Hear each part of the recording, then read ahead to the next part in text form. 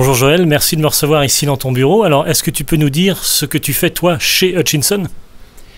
Ok, donc moi c'est Joël Balèze et je m'occupe principalement du développement de notre gamme pneumatique et je suis aussi en charge du service course. Donc j'accompagne les équipes dans le sponsoring et puis dans les relations techniques.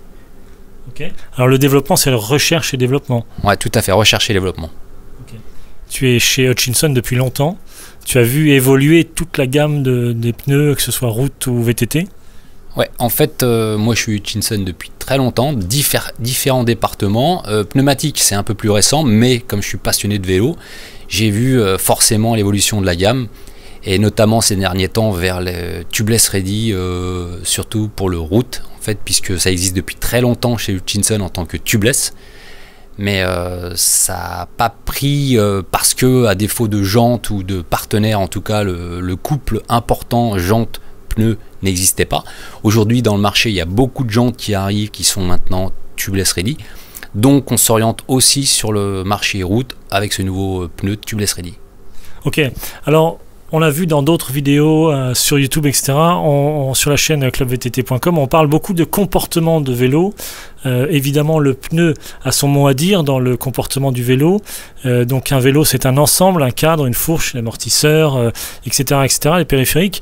Mais le pneu, la roue, la rigidité, le confort, est-ce que tu peux nous parler un petit peu de justement cette question très importante du comportement du vélo et donc le comportement et la recherche sur les pneus? En fait, voilà, dans le pneu, tout est une histoire de compromis. C'est-à-dire qu'on recherche entre le rendement, l'usure, la souplesse, le confort. Donc à chaque fois qu'on va augmenter un de ces critères, on risque de dégrader un des autres critères. Donc finalement, il faut toujours essayer d'avoir un pneu qui soit relativement solide, mais dont on va orienter les spécificités vers les différentes pratiques. Ça veut dire que pour exemple, un pneu VTT XC typé course, rendement, on va plutôt rechercher des carcasses souples. Et donc forcément, comme tu le disais tout à l'heure, le comportement et la structure du pneu va changer le comportement qu'on peut avoir sur le vélo. Une carcasse fine avec peu de gomme va être forcément un peu plus fragile, mais va permettre de retrouver du confort dans l'accroche, dans la motricité, et de pouvoir baisser un peu les pressions pour bien ressentir son vélo. Donc le lien entre le vélo et la terre passe par le pneu, et il faut être aussi un petit peu à l'écoute de sa pratique pour bien choisir son pneu. D'accord, alors quand tu commences la conception d'un pneu, tu définis à l'avance une cible, une pratique, tu dessines un pneu, comment ça fonctionne? C'est ça, en fait on va d'abord avoir un cahier des charges pour savoir ce pneu finalement à qui il va servir, dans quel endroit il va servir, si ce sera plutôt des utilisateurs de montagne ou bien de XC comme je le disais tout à l'heure. Donc on va savoir si on va plutôt le renforcer, on va savoir si on utilise des gommes tendres, un peu plus dures. On va s'orienter vers différentes hauteurs de pavés, différents dessins, tout ça pour finalement s'adapter à la demande ciblée par notre propre cahier des charges. On va développer notre gamme dans ce chemin-là. Donc les différentes étapes de la conception d'un pneu, tu commences par quoi? Tu dessines un pneu, ensuite tu choisis une gomme, tu choisis un profil, ensuite il y a des tests, comment ça se passe? Premièrement, je vais dessiner, c'est simplement un crayon de papier, je vais démarrer mon croquis sur la géométrie de mes pavés, le dessin de ma bande de roulement, le dessin des pneus, des crampons de côté, ce qu'on appelle, nous les épaules.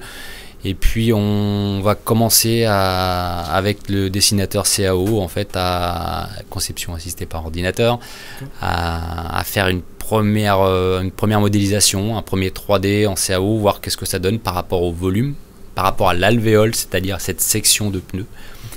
Une fois qu'on a validé la numérisation, on va demander une maquette. On va faire réaliser cette maquette en prototypage rapide pour voir le volume, si ça nous convient, au niveau de la position des pavés, bande de roulement, pavés latéraux.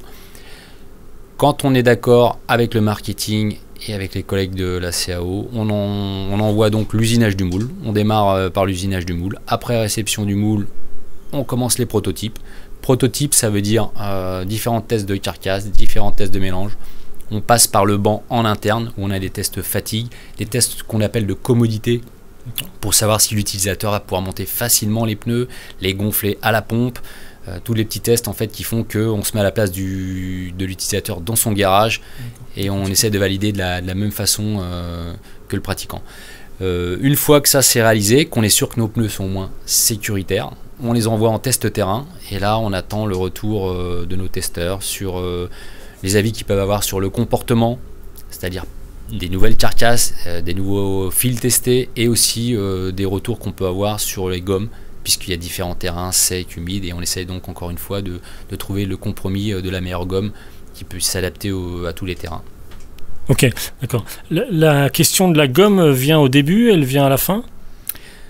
Elle vient normalement au début, parce qu'on a normalement des certitudes, et puis il peut arriver que par des retours testeurs, des pilotes avec qui on est partenaire, finalement on a des retours qui nous font varier les mélanges, soit sur la bande de roulement, soit sur les épaules du pneu. Donc, c'est finalement un aller-retour avec nos testeurs terrain et puis nos mélanges qu'on a en interne. Donc une fois que toutes ces étapes sont terminées, on passe à la phase de production, ici sur le site de production justement. Voilà, après avoir validé nos pneus proto, on va passer à la série. Donc simplement un démarrage en production et on va réaliser nos pneus qui seront en vente, et nos pneus à la gamme. Merci Joël pour toutes ces réponses, merci pour ton expertise au sujet de la conception des pneumatiques, merci beaucoup. Merci à vous, puis merci aux utilisateurs de pneus Hutchinson, parce qu'en fait, il faut le savoir, ce sont les pneus qui sont fabriqués en France et on est fiers de ça. Donc merci encore à tous ceux qui utilisent notre marque. Merci.